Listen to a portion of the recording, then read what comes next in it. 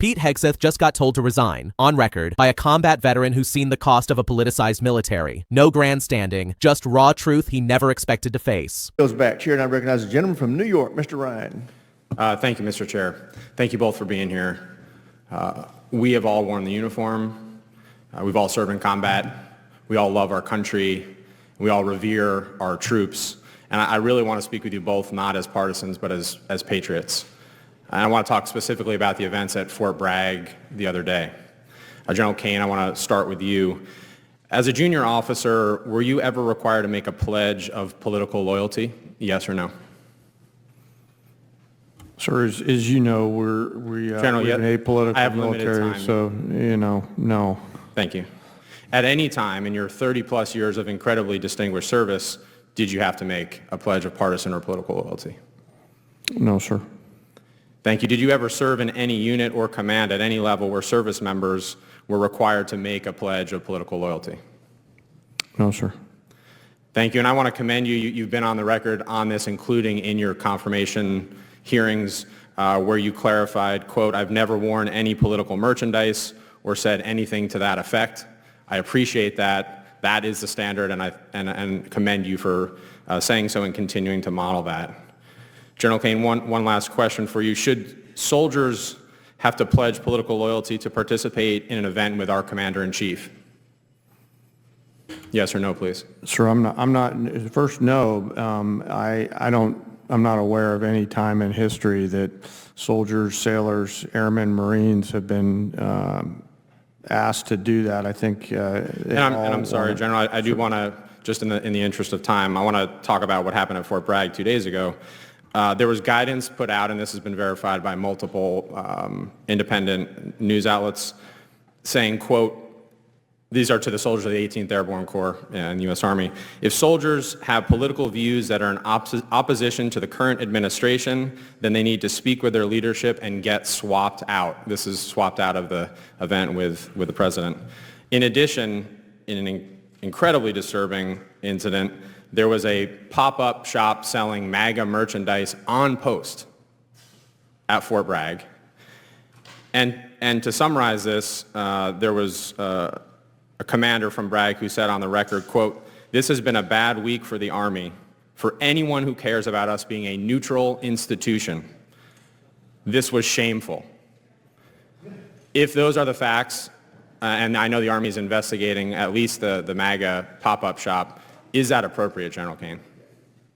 Sir, I haven't seen any of these reports. I'm not familiar with them, but as I mentioned earlier and in my confirmation hearing, the nation demands a apolitical, nonpartisan military.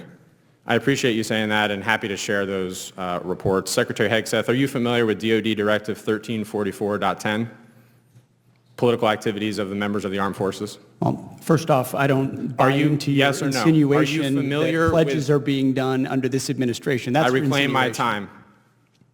Are you familiar with this DoD directive? There's never one time in my service or in this Defense Secretary, Department. will you please answer I'm answering your these question questions. where politics has been considered for service members. Are you familiar with this directive? Yes or no? Which directive? DoD Directive 1344.10. I'm happy to provide you a copy. There's even a one-page red and green cheat sheet. Are you familiar with it? This is the same directive from when we were all in uniform. I'm sure I am. Has anything changed in that directive under your guidance, given what happened 2 days ago at Fort Bragg? Is there a new policy change that we're not aware of?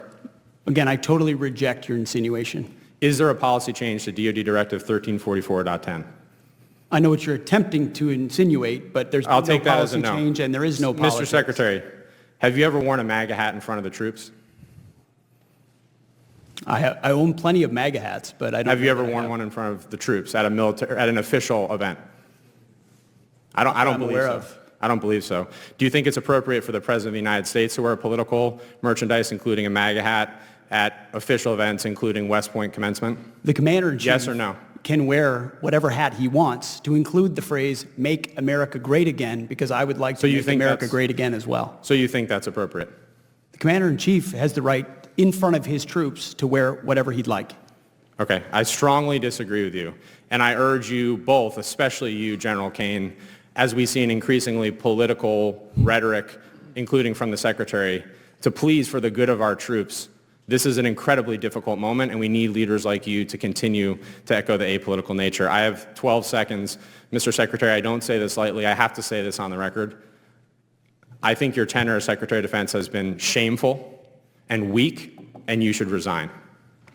I yield back. This moment between Congressman Pat Ryan and Secretary Pete Hegseth wasn't just another fiery clip to go viral. It was a warning, a direct, unfiltered, on-the-record confrontation by someone who has led soldiers into combat and understands what happens when the line between civilian leadership and military neutrality begins to blur. Ryan didn't come after Hegseth as a partisan. He came as someone who has worn the uniform, commanded troops, and knows what it means to serve a country, not a political party. And that distinction, it's everything. Because this wasn't a debate about policy or some bureaucratic misstep. This was about the integrity of the institution that defends the nation, the U.S. military, one of the last remaining pillars of apolitical trust in American society. And if you want to understand just how serious that is, you need to know one thing. It is incredibly rare, almost taboo, for current or former soldiers to even mention politics in uniform, let alone be pressured to conform to a political identity. But that's what's happening. Pat Ryan made that clear with a simple line of questioning. He asked General Caney, yes or no. Had he ever been asked to pledge loyalty to a president? Had any commander demanded allegiance to a political figure? Had any unit required it? The answer every time was no, because that's not the military's role. Soldiers swear an oath to the Constitution, not to a man, not to a party. That oath is the firewall between democracy and dictatorship. And that's why incidents like what happened at Fort Bragg are so alarming. Soldiers were reportedly told they could opt out of participating in a presidential event if their political views didn't align with the administration. That is not logistical flexibility. That is political vetting. And it's a slow, corrosive form of politicization that starts small until it becomes normal. But it didn't stop there. Then came the pop-up shop on a military base, selling political merch, campaign-branded gear, inside a federal installation. That doesn't just happen by accident. Someone approved it. Someone let it slide. And someone in leadership failed to say, no, not here. So when Congressman Ryan referenced DoD Directive 1344.10, the standing order that bars political activity by service members,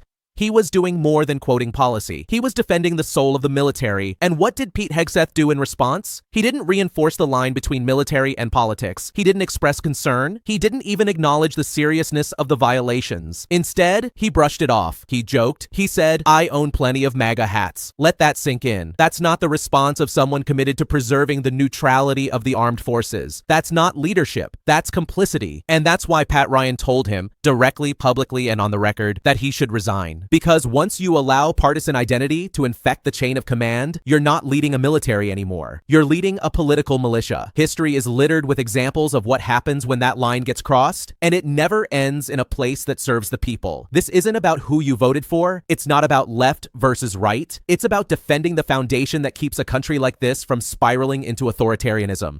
And Ryan made it plain. Accountability is coming. He said the mask-free hearings are on the way. He said subpoenas are coming. And he looked Pete Hegseth, Tom Homan, and every official playing fast and loose with federal power straight in the eye and let them know they will be answering under oath. This wasn't a performance. It was a call to protect the military from being weaponized, from being absorbed into the culture war, from being used as a tool of political intimidation. Because a democratic nation can survive bad presidents.